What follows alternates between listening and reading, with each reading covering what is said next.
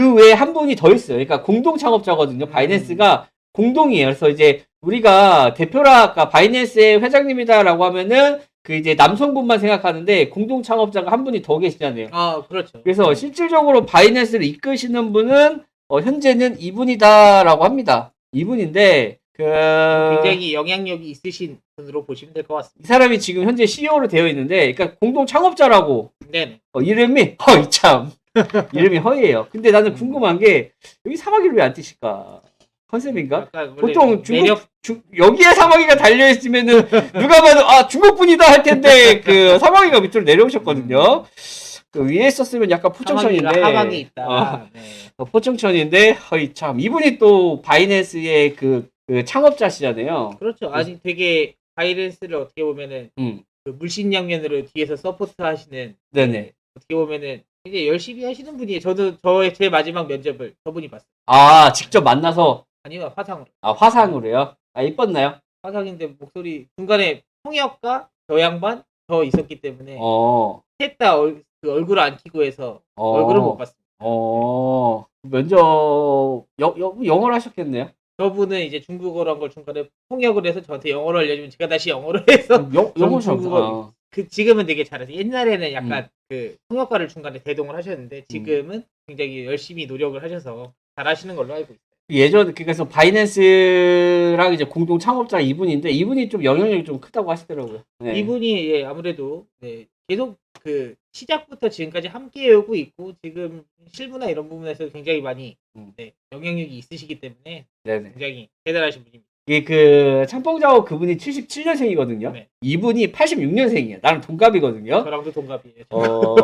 우린 뭐했지? 저희는 이분은 코인 방송을 하고 있어요. 우리 뭐했지? 동갑인데 약간 현타오거든요. 네, 나는 그렇죠. 뭐했지? 그 호랑이 티 입고 이거 뭐하는 짓이지? 호랑이띠들이 예, 네네. 잘 나가요.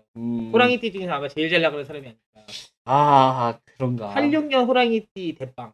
네. 아무튼 그렇습니다. 그래서 이분도 열심히 또 이제 바이낸스 쪽에서 일을 하고 계시는 분 중에 한 분이다라고 보시면 될 것 그렇죠. 같아요. 근데 많은 분들이 잘 모르시는 분 중에 한 명일 것 같아요. 사실 대외적으로는 아무래도 이제 상펑자오 대표님이 더 많이 대외적으로 활동을 하고 약간 뒤에서 좀 더 실무적인 부분에서 많이 하고 계신 분이기 때문에 약간 아무래도 인지도가 상펑자오님이 더 있지 않나. 그래도 그러니까 좀 뭐 이분 같은 경우는 뭐 인스타나 트위터나 이럴 때 글 같은 거 잘 안 쓰시는 것 같아요. 그렇죠. 아무래도 상펑자오님은 뭐 네. 매일매일 쓰시니까 음. 사실 그렇게 열심히 활동을 어떻게 보면 각자 역할 분담인 거죠. 제 닉네임 한번 시원하게 한번 불러달라고요? 아. 클리 친구 토리스님 반갑습니다. 그 닉네임 웬만하면 바꿀 때 되지 않았냐, 너는? 바꿀 때 되지 않았냐? 이제 바꿀 때 된 것 같은데. 그 아이디 진짜 너무 좋아한다. 너 모쏠이지? 모쏠이지. 모쏠 입고 그런 아이디 쓰더라. 뺀때려서 미안해. 질문 있으면 올려주시면 네. 이제 답변 드리도록 하겠습니다. 자, 어쨌든 간에 또 바이낸스에서 요즘에 좀 밀고 있는 것들이 여러 가지들이 있는데, 네. 최근에 또 이제 시작이 좋지 않은데도 불구하고 여러 가지 투자처에다가 투자들을 많이 하고 있는 것 같아요. 그렇죠. 거기다가 좀 FTX가 어떻게 보면은 이제 무너지면서 그 창펑자가 지금 요즘에 강조하는 그런 미래의 먹거리들이 있잖아요. 아, 그렇죠. 그래서 이제 회장님이랑 그 화상통화나 이런 거 하시잖아요. 화상통화를 1대1은 아니고 네네. 이제 단체 화상통화. 다 모아놓고 네네. 통화가 아니라 일방적인 대화가 아니라 일방적으로 저는 듣기만 하는. 그러니까 약간 그거네요. 그 바이낸스 같은 경우 회의할 때 약간 메타버스 속에 들어가서 니들은 앉아 있어라 나 혼자 떠들게. 그렇죠. 세뇌. 그러니까 어떤 거를 주로 그 회장님이 세뇌를 시키는지. 사실 그 세뇌라기보다는 꾸준하게 계속 얘기해왔던 게 아무래도 탈중앙화에 네네. 대한 얘기를 제가 기사를 잠깐 찾았었는데 2018년부터 지금까지 계속하고 있어요. 근데 왜 바이낸스는 탈중앙화를 안 하고 있어요? 했는 그 덱스 있었는데 한번 대차게 말아먹었고요. 그래서 지금 같은 경우에는 따로 저희 지금 탈중앙화에도 투자를 하고 사실 지금 바이낸스 들어가면은 이제 디파이 따로 있습니다. 약간 그 바이낸스 덱스 거래소를 이제 안으로 그냥 흡수해갖고 뭔가 그런 그 서비스를 제공하고 있긴 해요. 근데 탈중앙화 굉장히 많은 언급을 하셨습니다. 전 18년도부터 저 5년째 언급을 하고 이 정도면은 거의 탈중앙화를 처음부터 할 것이지 할 정도로 굉장히 탈중앙화 좋아하십니다. 탈중앙화가 된다라는 거는 사실 거래소에 내 개인적인 정보나 이런 거 들어가지 않고 그렇죠. 누가 매수하고 매도하고 돈을 빼갔는지도 아무도 모르게끔 하는 거잖아요. 지갑 주소는 아는 그러니까 지갑 주소를 네. 가지고 누구라고 말할 수는 없으니까. 그쵸. 누구나 쉽게 만들 수 있는 게 지갑 주소니까. 그렇죠. 그렇게 되면 각국의 규제를 좀 받지 않을까요? 아직까지는 규제가 없지만 이제 탈중앙화가 어느 정도 메인으로 많이 올라오면은 네. 그런 규제에 대한 논의도 있을 것 같아요. 아직까지는 사실 약간의 불편함은 있습니다. 사실 메타마스크를 쓰거나 이런 데 익숙하지 않으신 분들이 워낙 많고 그쵸. 아직은. 그리고 이런 거래에 대해서 아직 생소하니까. 그런데 어느 정도 이제 대중화가 되면은 그에 대해서 규제는 이제 항상 기술보다 늦거든요. 네네. 그래서 이제 규제가 따라오지 않을까. 그러니까 아예 그냥 탈중화를, 그러니까 못하겠지만, 그죠. 뭔가 또 이제 이런 걸 지키면서 해라. 라는 게 나오지 않을까 싶어요. 지금은 아직은 없습니다.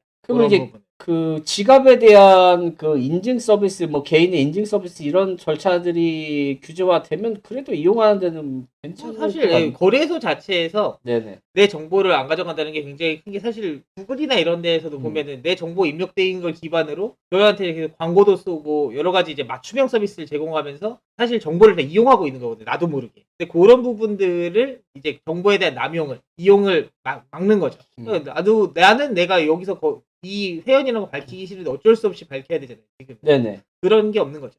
그럼 개인정보라든지 이런 거로부터 자유로울 수 그렇죠. 있고. 개인정보 일단 뭐 맨날 오는 그 이상한 문자들 있잖아요. 이런 것도 안 오고, 예, 훨씬 그 거래소를 이용하면서도 그런 부작용이 없는 겁니다. 또 아직까지 이제 100% 탈중화가 된 거래소가 있나요? 프로는 아니에요. 제가 보기엔 100% 탈중앙하려면 모든 거래나 이런 걸 다 온체인에 올려야 되는데 네네. 그 온체인에 올리면은 가스비랑 이런 게 감당이 안 돼서 거래소의 기능을 못 합니다. 그래서 FTX 같은 경우는 어쨌든 간에 이제 고객들 돈을 가지고 이제 장난질을 치다가 이제 날라갔잖아요. 그렇죠. 탈중화 같은 경우는 아무래도 개인 지갑 연동이기 때문에 네. 그 거래소 이거를 이제 중개해주는 중개소가 날라간다 하더라도 내 지갑에 있는 코인은 날라가지 않아야 되는 건데 그렇죠. 기존에 나와 있는 탈중화 거래소 같은 경우는 아무래도 이제 거래소랑 또 이제 연동을 할 수밖에 없는 구조라서 그 또한 그 거래소가 날아가게 되면은 리스크가 좀 발생하는 게 아닐까. 사실 근본적으로 아예 거래소가 날아가는 리스크를 100% 해칭은 아니지만 그래도 일단 내가 기본적으로 내가 입금하고 내가 다시 출금해서 빼오면은 바로바로 되잖아요. 네네. 근데 사실 이제 뭐 거래소가 이제 만약에 갑자기 다는 건 아니고 이렇게 셧다운을 서서히 하니까 근데 거래소가 그냥 입출금 막았다 하면은 이제 원래 기본적으로 CEX에서는 네네. 아예 안 되는데 여기 같은 경우에는 내가 조금 더 그 자율성이 있는 거죠. 내가 이걸 입금을 스팟 지갑이든 뭐든 했다가 다시 뺐다가 이런 부분들에서는 아무래도 조금 더 자유롭고 그리고 아무래도 지금 제가 맡고 있는 거래소 같은 경우에는 바이낸스가 투자를 했기 때문에 네, 바이낸스의 안목이 그렇게 구리지 않습니다. 예를 들어서 그런 거네요. 그러니까 업비트나 이제 빗썸 같은 경우는 가끔가다 이제 입출금 지갑문을 닫아버리고 네. 자체적으로 펌핑 가서 이제 가두리가 당해버리니까 다른 거래소에 옮길 수도 없고 막 그런 시세 차이가 생기는데 탈중화가 된다면은 그런 가두리 펌핑 같은 걸 하지 못하게 될 가능성이 높다라는 거네요. 아무래도 조금 더 그러니까 그 통제력이 약해진다는 거예요. 탈중앙은 결국에는 그 중앙화는 모든 고객을 중앙에 있는 회사가 통제를 하는데 네네. 탈중앙은 그런 통제력이 정보도 덜 주고 아무래도 이제 지갑도 내가 직접 붙여서 쓰고 하니까 통제력이 많이 약해지는 측면이 있어서 아무래도 그렇게 가두리나 이렇게 강압적인 방식을 하기가 좀 어렵습니다. 다들 이해하고 계시죠? 이해 못하겠다 하시는 분들 1번 한번 쳐주세요. 이해들 하시죠? 저희가 하는 내용들 혹시라도 있는 거 보니까 이해를 잘하고 계신 것 같아요. 저 무시하셔도 됩니다. 야, 클린 친구 토리스, 너 좀 그래, 닉네임 바꿔와. 클린 친구 호랑이로 바꿔와.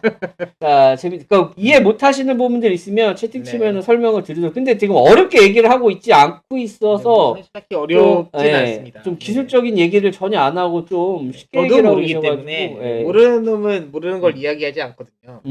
쉬운 것만 이야기하고 있습니다. 그래서 중간에 이해가 안 되신다 하시는 분들은 이제 채팅 쳐주시면 설명을 드리도록 할게요. 어쨌든 간 2018년도부터 탈중화에 대해서 얘기를 바이낸스가 계속 했었고 또 몇 번 말아먹었고 그렇죠. 그리고 새로운 또 이제 탈중화를 위한 노력을 하고 있는데 그렇죠. 이번에도 말아먹는 거 아닙니까? 아닙니다. 그래도 이번에는 제가 열심히 노력해서 코인마켓캡 수기에도 나름 그래도 한 7위, 6위 최대 2위까지 해봤어요. 그러니까 그 전에 했던 담당자는 말아먹었지만 이거는 내가 담당하기 다르다. 때문에 말아먹지 않는다. 그렇죠. 자신감 뿜뿜이네요.